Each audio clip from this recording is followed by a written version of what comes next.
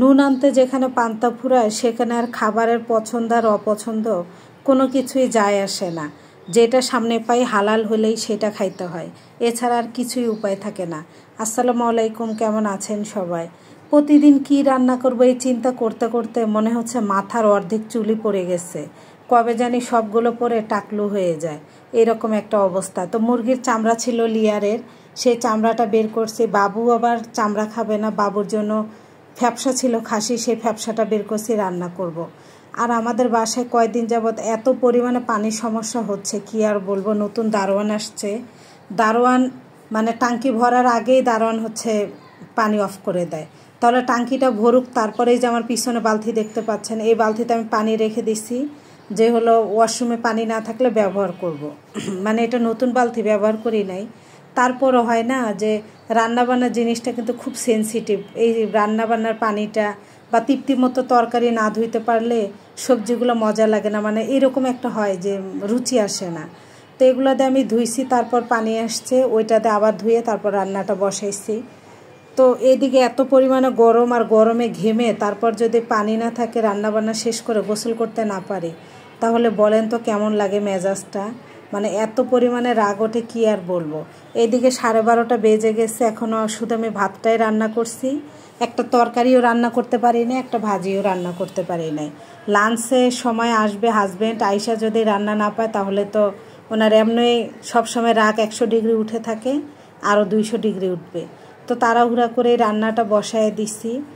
আর এখনও মানে একটু একটু করে পানি আসতেছে, আহামরি যে অনেক বেশি আসতেছে তেমনটাও না, আসতেছে একটু একটু করে, কম মানে একটু একটু আসতেছে।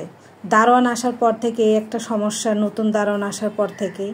তো এদিকে হলো আমি কষায় লিয়ারের চামড়াটা বসায় দিছি, ডানা চামড়া একদিকে, আর ওইদিকে হচ্ছে কষানোর পর একটু পানি দিয়ে ঢেকে দিছি, সিদ্ধ হইতে হবে। লিয়ারের চামড়া কিন্তু লিয়ারের মুরগির গোস্তর মতো মানে আরও শক্ত।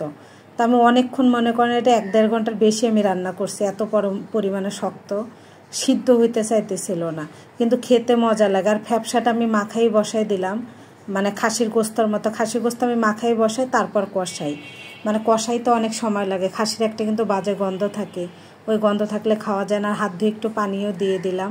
আর বেশিটা মনে হয় না আপনাদেরকে দেখাইতে পারবো, সময় নাই। তো যাই হোক, আমি ভাজি করলা বের করছি, সেটাও করতে পারি নাই, বললাম না ওই যে পানি নাই, বারবারই রাগ উঠে যাচ্ছিল। তারপরে এই যে 1:05 বাজে, এখন টেবিলে খাবার দিয়ে দিছে। এখন আমি রুমও ঝাড়ু দেই নাই, মানে গতকালকে যে রাত্রে রুম ঝাড়ু দিছি, আর সকাল থেকে এই পর্যন্ত রুমও ঝাড়ু দিতে পারি নাই। বাসি রুমেই হাজব্যান্ডকে আগে খেতে দিচ্ছি, ওই লাঞ্চে আসছে যেহেতু। তো ভাত হচ্ছে, আমি এদিকে বাড়তেছি। আর আমি যদি এখন না খাই, মানে তাহলে বোঝেনি তো, কথা কাটাকাটি আরও বেড়ে যাবে। রান্না শেষ করে রুম পরিষ্কার না করে, থালাবাটি সব ক্লিন না করে, নিজে ফ্রেশ না হয়ে খেতে একদম বিরক্ত লাগে। যেসব স্বামীরা এসব বোঝে না, তাদের সাথে আপোষ করা যায় না আসলে। তো ঝামেলা বাড়াতে চাই না। আর ওই হচ্ছে একটা স্বভাব কি, ওই যতই যা করুক, রাগ করুক আর যাই করুক, আমি যতই অসুস্থ হয়ে রাগ হই, আমাকে খেতে হবে। মানে এই জিনিসটা আমার হাজব্যান্ডের মানে আছে, মানে যতই যাই হোক আমাকে খেতে হবে। আমি যা করব, রাগ করি আর যা করি, তো আমাকে খেতে হবে, এরকম একটা অবস্থা। তো বাধ্য হয়ে, এখানে শরীর গরম লাগতেছে, তারপরও আমি ভাত বাড়তেছি, খাবো, বাবুকেও খাওয়াবো। যে খাওয়া দাওয়া শেষ করে তারপর গোসল করব, রুম টুম পরিষ্কার করব। এখনও রুম টুম কিছুই পরিষ্কার করি নাই, বিরক্ত লাগতেছে, মনে মনে রাগ উঠতেছে, কিন্তু রাগটা আমি দেখাইতে পারতেছি না। তো আমার মতো কে কে মুরগির চামড়া খান অবশ্যই জানাবেন। এই যে বাবুর জন্য ফ্যাপসা রান্না করছি। তো ভাত বেশি নেওয়া হয়েছে, এতগুলো ভাত বাবু খাবে না। তো যাই হোক, সবাই ভালো থাকবেন। আর ফ্যাপসা চামড়া কে কে খান অবশ্যই জানাবেন।